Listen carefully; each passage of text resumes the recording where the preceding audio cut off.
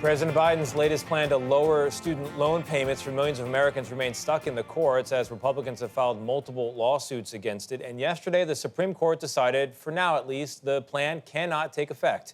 For more on this and other big topics in education for parents and students alike, we're joined by U.S. Secretary of Education Miguel Cardona. Mr. Secretary, thank you very much for being here. Happy to be with you again, Tony. Time and again, the Biden administration has tried to lower or eliminate student loan payments for borrowers. Right. You get knocked back again and again. At what point do you give up? We don't. We're fighters. President Biden's a fighter. I'm a fighter. Well, we've provided over $170 billion in debt relief already to 5 million Americans. We have a plan that's going to bring in 30 million. And you're right. The Supreme Court and lower courts also have rejected some of the plans, which we disagree with. But we're going to continue fighting for borrowers. There are millions of Americans right now that need a little bit of support. College debt shouldn't be a life sentence. The plans are costly. By your own numbers, it would cost more than what the DOE provides to public schools in a given year, right? So why is it worth it? Well, it's definitely worth it because our country, we need to be competitive internationally. We need to make sure that our education system is preparing students of the future. And we're fixing the root cause of the issue of college affordability. You know, the president set out to make college more affordable, more accessible. We have too many people in this country that have potential that don't have access to college. We're trying to fix that. Debt relief is only a part of it. Yeah, part of my worry is that the colleges and universities themselves are just charging too high of a price, and they're still going to get their money when you forgive it, and taxpayers are footing the bill. Actually not, because we have accountability measures that we put in place that have never been put in place. And what I'm asking my Republican friends across the aisle is, let's work together on that. And this is something that I think public education and access to education benefits the whole country. Yeah. Let's work together on that. One more higher ed question, and then I'm going to get down to the lower schools. FAFSA, complicated-sounding acronym for a federal application for aid. Right. Big problems this year. Kids were not able to apply. They didn't hear in time. Some kids did not go to college because they didn't know what kind of money they were going to get to pay for it. What happened? Yeah, the good news is it's still open, and if you apply today, it takes about 15, 20 minutes. Within 3 days, colleges are going to get that information. And we're pretty much caught up, you know, maybe about 3% off of last year's numbers.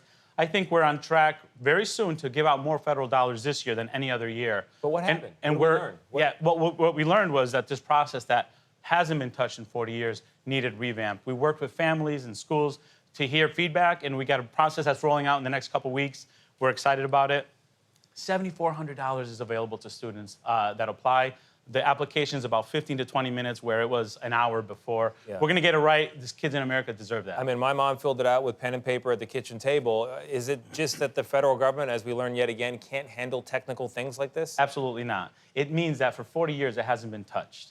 And this administration is fixing it, and it's going to help generations of students. And what we know is that for far too long, too many kids in this country didn't have access to higher education. We're doing something about it. Let's talk about public education below the college level. My mom was a public school teacher. I went to public school. My son, Teddy's about to start public school. Public schools aren't doing that well, however. Enrollment is down by 1 million kids or more. Segregation is persistent all across the country. And test scores are not good, middling or worse. Yeah. What's going on? So, you know, the framing of the question indicates the opposite of what I'm seeing everywhere in the country. Kids are excited to go back to school. With the American Rescue Plan that was provided by President Biden when he first came in, we have more funding in schools over the last 3 years than we've had.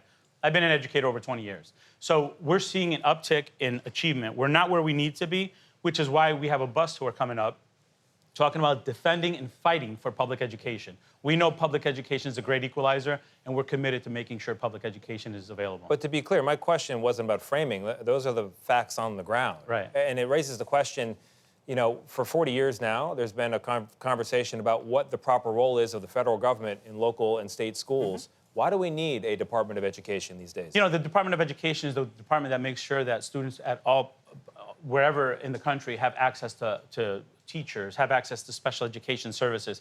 My concern, which some of the plans of the Republicans, is to shut down the Department of Education. Who's going to be making sure that students with autism or children with disabilities have the support that they need? Who's going to make sure that we're not suspending some groups of students more than others? And who's going to make sure that rural communities in America get the support that they need so those students have choices? On this Fight for Public Education bus tour you're about to launch, what is your #1 accomplishment that you're going to be pitching to the American public?